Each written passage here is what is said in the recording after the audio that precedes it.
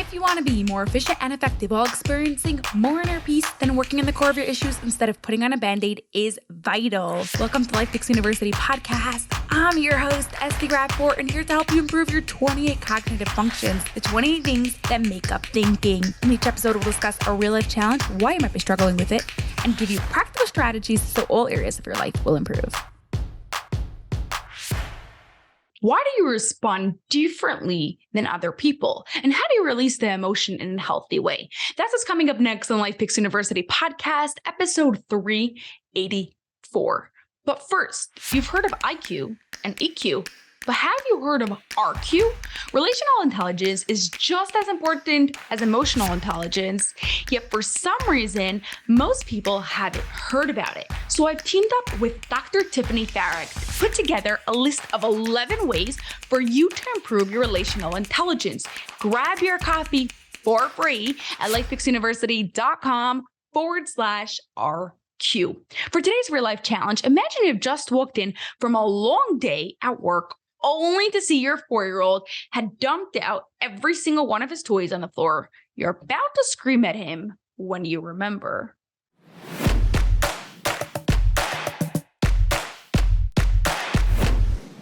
The reason you want to respond this way is because of the way your brain is wired. Because of environments and situations you've been in the past, they've created neural connections that cause you to behave and react the way that you do. Just like if someone has a traumatic experience, say for example, they're in a plane crash and now they don't want to fly in planes anymore. We know it's because of their trauma.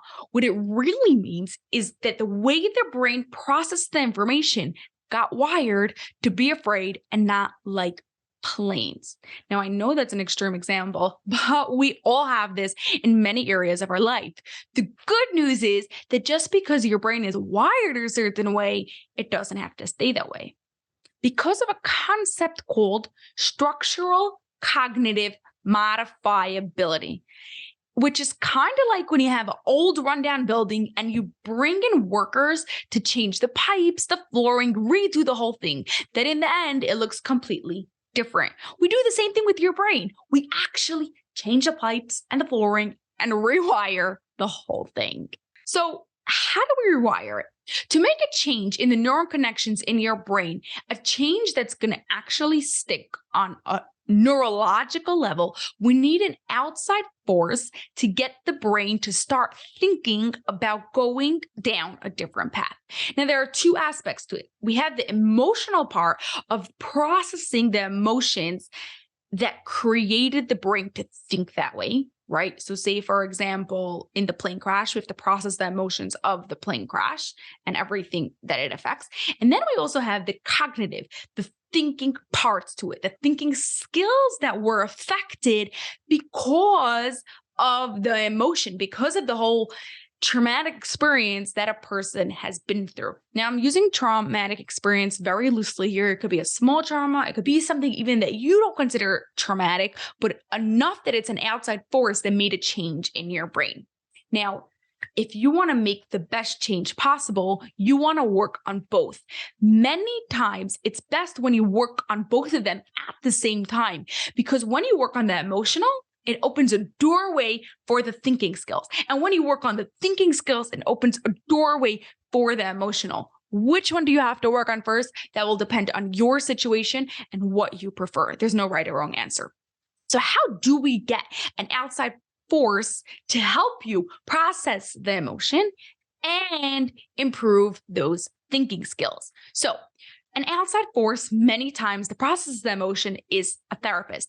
A good therapist will really help you process those emotions. Another way to have an outside force just to process the emotion is to journal or scribble with your non-dominant hand. That's the hand you don't usually use to write with. There's a lot of science about this. Maybe we'll do it in the future. We'll have to see. But it's about how we connect the non-dominant hand and you get like a backdoor entrance to the emotions of your brain and it comes all the way out. In this tip, the outside force is the journaling. Now, on the thinking skills, to make sure that your thinking skills that were so-called changed or damaged or wired a different way, you need a mediator, someone who understands the thinking skills, the cognitive functions, someone like me, to help you create those new neural connections, to ask you just the right questions that will help your brain, trigger your brain to start thinking in things in a different way. Now, another way that will also help you improve your thinking skills would be, let's say, listening to content about thinking skills, such as like this podcast or TikToks or any content that I put out, or really anyone that puts specifically about thinking skills or the 28 cognitive functions, then that will also be the outside force to get you begin thinking about it. However, content to the general world is tips for the general world. So it might not be something that you specifically need. Does that make sense?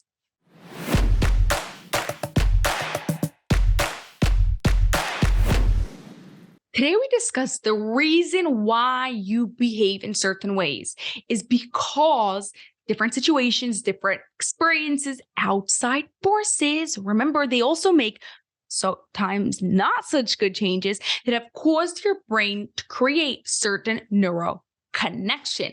The best way to make a structural cognitive change so that the change is actually changed on the neural level is by working on both processing the emotions and improving your thinking skills. This needs to be done with an outside force like a therapist, brain coach, mediator, or journaling with your non-dominant hand. And remember, when you work on both at the same time, they help each other and it works even better. Your challenge this week is to find an outside source that will begin helping you improve either processing your emotions or the way you think. Have an awesome rest of your day, and I'll see you tomorrow. That's all for this episode of the LifePix University podcast. If you enjoyed it, please share it with 2 of your family and friends so they too can gain from it, and you'll be helping us reach our goal of 1 million downloads by the end of 2025. Have an awesome rest of your day and grow those dendrites.